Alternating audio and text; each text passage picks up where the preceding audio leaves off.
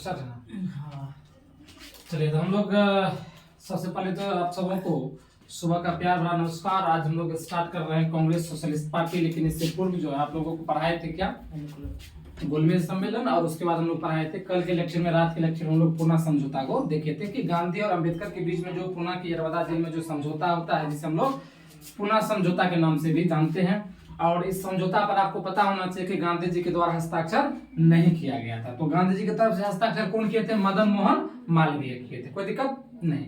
उसके बाद पूछा जाता है कि कम्युनल अवार्ड की घोषणा कब हुई थी? तो 16 अगस्त 1932 को। किसके द्वारा था? रेमजे मैकडोनाल्ड के द्वारा। कौन थे रेमजे मैकडोनाल्ड? ब्रिटेन के प्रधानमंत्री थे। ब्रिटेन के प्रधानमंत्री, जिस तरह से अभी अपना भारत देश के प्रधानमंत्री आदरणीय मोदी जी हैं, उसी प्रकार से जो है ब्रिटेन के प्रधानमंत्री उस समय 1932 में कौन थे? Ramsay MacDonald. उसी के द्वारा एक घोषणा पत्र जारी किया गया था। उसमें कही गई थी दलितों के लिए कि विधान प्रांतीय मंडल में चुनाव लड़ने के लिए आप लोगों को कितना सीट दे रहे हैं? 71 को। लेकिन जब पूना समझौता हुआ था तो पूना समझौता के तहत कितना सीट दलितों को मिला था? 148। 148 का एक किताब में तो 147 भी आपको देखने को मिलता है। तो आज उन्हीं के क्रम में आज हम लोग नेक्स्ट टॉपिक पढ़ रहे हैं, क्योंकि आप सबको को पता होना चाहिए कि सभी ने अवज्ञा आंदोलन 1930 से लेकर 34 तक चला था, और 34 में लोग आज पढ़ रहे हैं Congress socialist party. Congress socialist party आप सबों को पता होना चाहिए कि जो मई 1934 में ये घटना कब की है? मई 1934 की है। और मई 1934 ईस्वी में कांग्रेस समिति की एक बैठक होती है। मई 1934 में कांग्रेस समिति की बैठक होती है। किसकी? कांग्रेस समिति की बैठक होती है। और इसी बैठक में निर्णय लिया जाता है कि all India Congress socialist party को गठन किया जाए। और इसी समिति में क्या निर्णय लिया गया कि ऑल इंडिया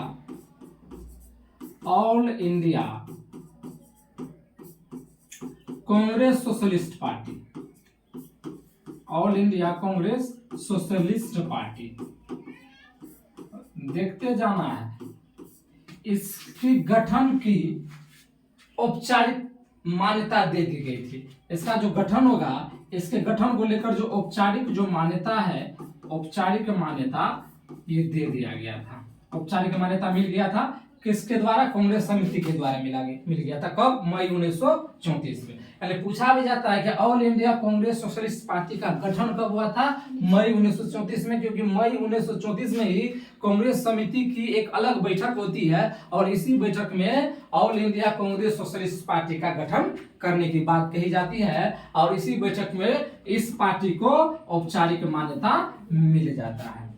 तो कोई पूछेगा कि all India Congress socialist party का गठन कब हुआ? तो आप कह सकते हैं कि मई 1934 में। और इसी पार्टी के एक संयोजक के रूप में, एक सहायक के रूप में जयप्रकाश नारायण को चुना जाता है। किसको? जयप्रकाश नारायण को। यानी एक संयोजक के रूप में, एक संयोजक के रूप में किसको? यानी कि पटना में जो है, पटना में यदि हम लोग बात करते हैं इसी की, कांग्रेस सोशलिस्ट पार्टी की ही, तो 1934 में पटना में, कहाँ? पटना में। पूछा जाता, जगह भी इंपॉर्टेंट है और डेट भी हिस्ट्री में इंपॉर्टेंट है। पटना में कांग्रेस सोशलिस्ट पार्टी का बेसिकली जो है 1934 में पटना में इस पार्टी के संयोजक के रूप में, इस पार्टी के संयोजक के रूप में किसको चुना जाता है? जयप्रकाश नारायण।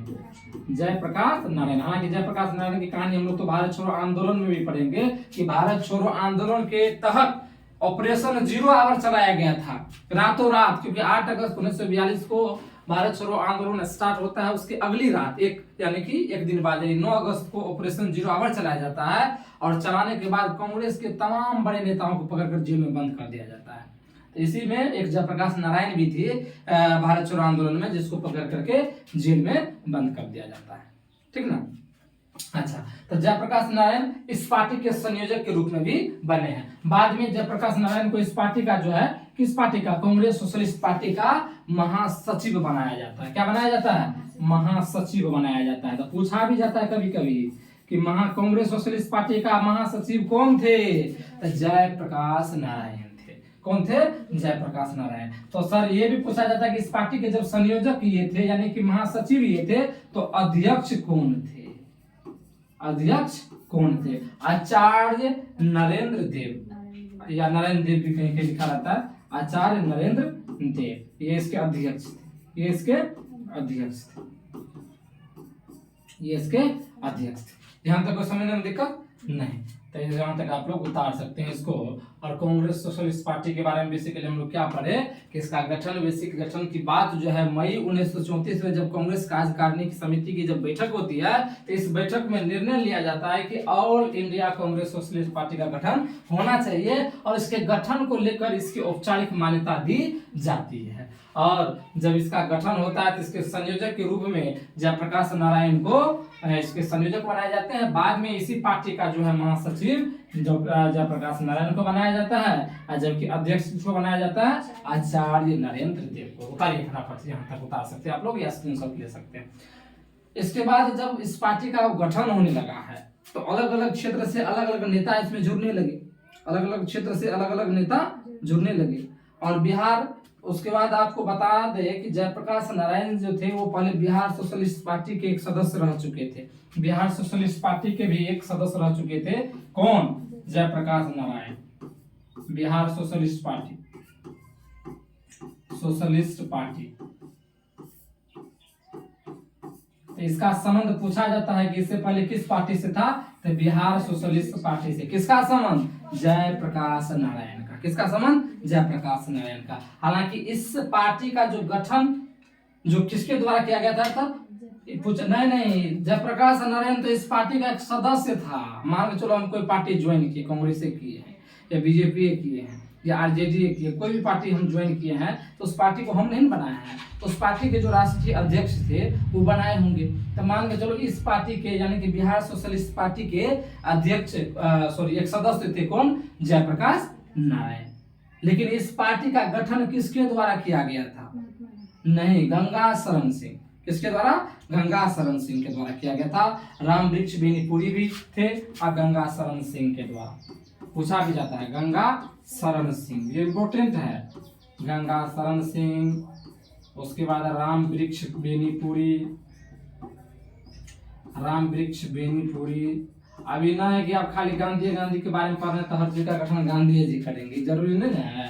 यानी बिहार सोशलिस्ट पार्टी के एक सदस्य पहले रह चुके हैं जयप्रकाश नारायण, जबकि इस पार्टी का गठन कौन किए हैं? गंगा शरण सिंह, राम वृक्ष बेनीपुरी। गंगा शरण सिंह और राम वृक्ष बेनीपुरी के द्वारा इस पार्टी का गठन किया गया। कोई दिक्कत नहीं, इसको बता सकते हैं। हाँ, चलिए एक नाम और इसमें जोड़ लेते हैं। रामानंद मिश्र भी इसमें थे। रामानंद मिश्र। इन तीनों के द्वारा इस पार्टी का गठन किया गया था। किन तीनों के द्वारा? गंगा शरण सिंह, उसके राम वृक्ष बेनीपुरी और रामानंद मिश्र। किस पार्टी का गठन किए थे? बिहार सोशलिस्ट पार्टी का गठन किए थे। और इस पार्टी का एक सदस्य कौन रह चुके हैं? जयप्रकाश नारायण। और मई यानी कि 1934 में पटना में जो है इस पार्टी का महासचिव किसे बनाया गया था? जयप्रकाश नारायण। जबकि इसी पार्टी का अध्यक्ष किसको बनाया गया था? आचार्य नरेंद्र देव को। आचार्य नरेंद्र देव को। कोई दिक्कत? तो इसको उतार सकते हैं आप, ठीक ना? यहाँ तक उतारिए फटाफट। हालांकि इसमें कोई ज्यादा लेंदी टॉपिक है नहीं, यही विशेष करके इसी चीज से यहीं से क्वेश्चन अधिकतर पूछे जाते हैं। कोई धंधा टॉपिक है नहीं, फिर भी ये चूंकि हम लोग डेट बाय डेट चल रहे हैं, 30 से 34 आया, फिर 34 की घटना को देखेंगे। यदि 35 से आया कोई घटना तो उसको भी देख लेंगे। 36 इस प्रकार से 47 तक चलेंगे, देश आजाद तक लगातार घटना का क्रमवार तरीके से हम लोग पढ़ते जाएंगे। उसके बाद हम लोग एंशिएंट और मेडिवल हिस्ट्री स्टार्ट करेंगे। उतारिए, ठीक ना? तो ये बेसिकली था, पूछा भी जाता है। इतना से ही क्वेश्चन ज्यादा इंपॉर्टेंट है नहीं, और इस इतना से ही क्वेश्चन पूछे जाते हैं। तो आज के लिए हम लोग फिलहाल इतना ही रखेंगे। जो छोटा छोटा टॉपिक है, आप जैसे जैसे भारत छोड़ो आंदोलन इस प्रकार से आएगा तो उसको हम लोग बारी बारी से देखते जाएंगे।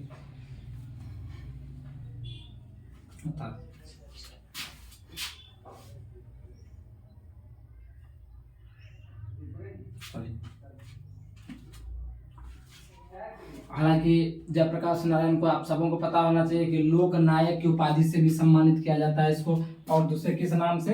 लोक नायक जयप्रकाश नारायण बोला जाता है ना, जहां लिखा जाता है इसका नाम उससे आगे लिखा जाता है लोक नायक जयप्रकाश नारायण। तो पूछा भी जाएगा कि लोक नायक किसे कहा जाता है? जयप्रकाश नारायण को। किसको? जयप्रकाश नारायण को। चलिए बताइए।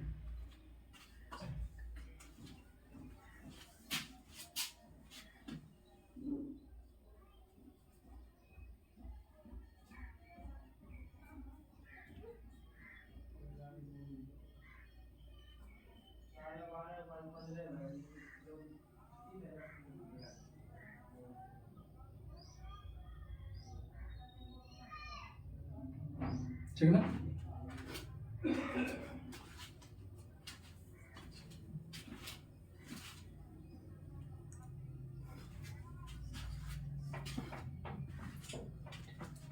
तो देखो, कांग्रेस सोशलिस्ट पार्टी का पहला बैठक कहाँ होता है? पटना में। कांग्रेस सोशलिस्ट पार्टी का पहला बैठक कहाँ होता है? पटना में। पूछा भी जाता है। और कांग्रेस सोशलिस्ट पार्टी का गठन कब हुआ? 1934 में। 1934 में। हालांकि जयप्रकाश नारायण को मरणोपरांत, मरने के बाद भी भारत रत्न दिया गया था। 1999 की बात है कि जयप्रकाश नारायण को मरने के बाद, मरणोपरांत उतारते भी चलना है, समझना है, पहले समझ लेना। मरणोपरांत जो है 1999 में जो है इसको क्या दिया गया था? भारत रत्न। क्या मिला था इसको? भारत रत्न मिला था। किसको? जयप्रकाश नारायण को। और 1946 की घटना है। कब की? 1946 की घटना है कि जयप्रकाश नारायण को रिहाई के लिए जयप्रकाश नारायण दिवस भी मनाया गया था। 1946 में जेल से रिहाई के लिए, 1946 की घटना है। 1946 में रिहाई के लिए, किसके लिए? रिहाई के लिए जयप्रकाश नारायण दिवस भी मनाया गया था। जयप्रकाश नारायण दिवस। तो ये सब इंपॉर्टेंट चीज है, पूछा भी जाता है। फिर से हमको रिवाइज एक बार करा तो उतारते रहना। लोकनायक किसे कहा गया? जयप्रकाश नारायण को मरणोपरांत कब भारत रत्न दिया गया था? 1999 में। अच्छा, कांग्रेस सोशलिस्ट पार्टी का पहला बैठक कहाँ हुआ था? कब हुआ था इसका गठन? अच्छा, इस पार्टी के संयोजक के रूप में किसे जाना जाता है? किस पार्टी के? All India Congress socialist party के संयोजक के रूप में किसे? जयप्रकाश नारायण को। और जयप्रकाश नारायण को इस पार्टी के महासचिव भी बनाए गए थे, जबकि अध्यक्ष कौन थे? आचार्य नरेंद्र देव थे अध्यक्ष। कोई दिक्कत? उतारना, उतार ले। चलो, बेसिकली इसी से क्वेश्चन पूछे भी जाते हैं और इसको रिवाइज करना, इससे रिलेटेड क्वेश्चन बना भी लेना, ठीक ना। तो आज के लिए हम लोग फिलहाल यहीं तक रखेंगे।